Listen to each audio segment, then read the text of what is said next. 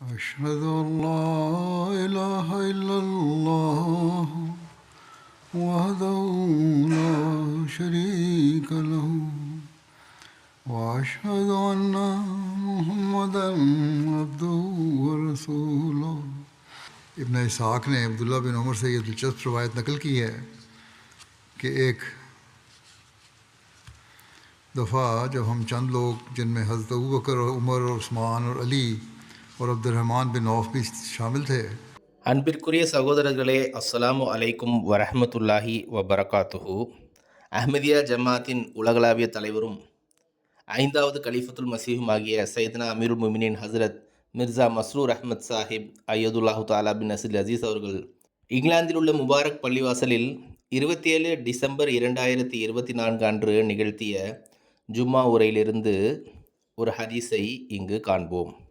அன்னார் கூறுகிறார்கள், வரலாற்று ஆசிரியர் இப்னு இஸ்ஹாக் அவர்கள் ஹசரத் அப்துல்லாஹ் பின் உமர் ரதியல்லாஹு தாலா அன்ஹு அவர்களிடமிருந்து ஒரு சுவாரஸ்யமான அறிவிப்பை எடுத்துரைக்கின்றார்கள்.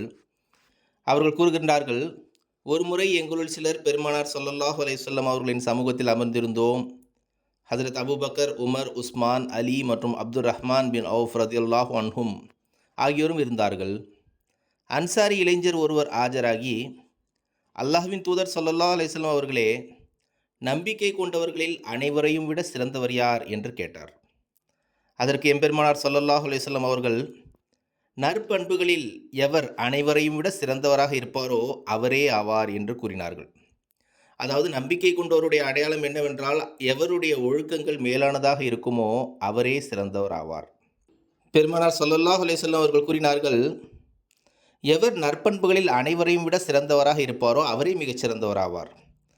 அல்லாஹ்வின் தூதர் ஸல்லல்லாஹு அலைஹி வஸல்லம் அவர்களே, அனைவரையும் விட அதிக இரையச்சம் கொண்டவர் யார் என்று மீண்டும் அந்த இளைஞர் கேட்டார்.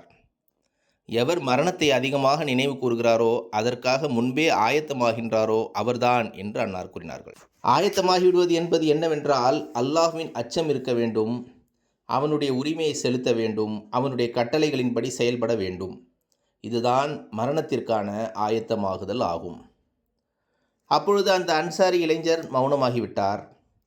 எம்பெருமானார் ஸல்லல்லாஹு அலைஹி வஸல்லம் அவர்கள் எங்கள் பக்கம் திரும்பி, முஹாஜிர்களின் கூட்டமே என்று கூறி சிறிது அறிவுரை வழங்கினார்கள். அன்னார் ஸல்லல்லாஹு அலைஹி வஸல்லம் அவர்கள் கூறினார்கள், 5 தீமைகள் எவ்வாறானவை என்றால், அதை குறித்து நான் இறைவனிடம் பாதுகாப்பு தேடுகின்றேன். அவை ஒருபோதும் என் சமுதாயத்தில் உருவாகிவிடக்கூடாது என்று நான் பாதுகாப்பு தேடுகிறேன். ஏனெனில் அது எந்த சமுதாயத்தில் தோன்றுமோ அந்த சமுதாயத்தை அழித்து நாசம் செய்துவிடும். முதல் விஷயம் என்னவென்றால், எந்த ஒரு சமுதாயமும் விபச்சாரம் மற்றும் வெட்கக்கேடான செயல்களை பகிரங்கமாக செய்யாதவரை அவர்களிடத்தில் அவர்களுக்கு முன்பிருந்த மக்களிடம் இல்லாத நோய்களும் தொற்று நோய்களும் வெளிப்பட ஆரம்பிக்காது. தற்காலத்தில் இதை நாம் உலகில் பொதுவாக காண்கின்றோம். பெருமானார் ஸல்லல்லாஹு அலைஹி வஸல்லம் அவர்கள் இதிலிருந்து பாதுகாப்பு வேண்டியுள்ளார்கள். இரண்டாவது விஷயம் என்னவென்றால், எந்த ஒரு சமுதாயமும் அளந்து கொடுப்பதிலும் நிறுத்து கொடுப்பதிலும் மோசடி செய்யாதவரை அந்த சமுதாயத்தில் பஞ்சமும் கடின உழைப்பும் கடுமையும் அரசனின் கொடுமையும் இறங்க ஆரம்பிக்காது. இதன் பக்கமும் ஹுசூர் கூறுகிறார்கள், இதன் பக்கமும் அதிக கவனம் செலுத்த வேண்டிய தேவை உள்ளது. இந்த மோசடியும் முஸ்லிம்களிடத்தில் அதிகமாக பரவிவிட்டது. அந்தோ அவர்கள் இதை புரிய வேண்டுமே.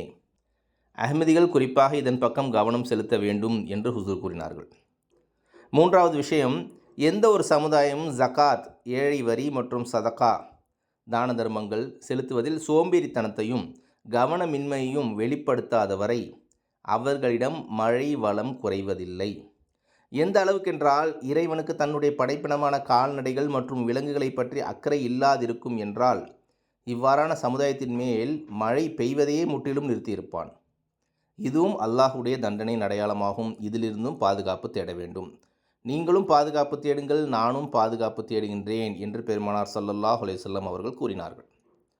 நான்காவது விஷயம், எந்த ஒரு சமுதாயமும் இறைவன் மற்றும் அவனுடைய தூதரிடம் செய்து கொண்ட உறுதிமொழியை மீறாதவரை அவர்கள் மீது அந்நிய சமுதாயத்தை சேர்ந்த எதிரிகளால் ஆதிக்கம் செலுத்தவே முடியாது. அந்த எதிரிகள் அவர்களின் உரிமைகளை பறித்து விடுவார்கள். தற்காலத்தில் முஸ்லிம்களுடைய நிலைமையை பார்க்கும் பொழுது அவர்கள் தம் ஒப்பந்தங்களை முறிக்கின்றார்கள் என்பது அதிலிருந்து வெளிப்படுகின்றது. அல்லாஹ் கருணை காட்டுவானாக, அவர்களுக்கு அறிவை வழங்குவானாக என்று ஹுசூர் கூறினார்கள். ஐந்தாவது விஷயம், எந்த ஒரு சமுதாயத்தின் ஆலிம்களும் தலைவர்களும் ஷரியத்திற்கு இறை சட்டத்திற்கு மாற்றமாக மார்க்க தீர்ப்பு கொடுத்து ஷரியத்தை தம் விருப்பத்திற்கு ஏற்ப சீர்குலைக்காத வரை அவர்களிடத்தில் உட்பூசல்களும் சண்டைகளும் ஆரம்பிக்காது. ஹுசூர் கூறுகிறார்கள், இதுவும் முஸ்லிம்களிடத்தில் தற்போது பிரிவினைவாதமாக பொதுவாக தென்படுகிறது. எம்பெருமானார் ஸல்லல்லாஹு அலைஹி வஸல்லம் அவர்கள் எந்த விஷயங்களிலிருந்து பாதுகாப்பு கேட்டார்களோ அதுவே தற்போது முஸ்லிம்களிடத்தில் நமக்கு தென்படுகிறது. அல்லாஹ் கருணை காட்டுவானாக, அவர்களுக்கு அறிவை வழங்குவானாக. சமுதாயங்களின் முன்னேற்றம் மற்றும் வீழ்ச்சிக்கான காரணத்தை குறித்து அன்னார் ஸல்லல்லாஹு அலைஹி வஸல்லம் வழங்கிய பொன்னான அறிவுரையாக இது உள்ளது. முஸ்லிம்கள் விரும்பினால் அவர்களுக்கு இது தற்காலத்திலும் ஒரு சிறந்த பாடமாக இருப்பது தெரிய வரும்.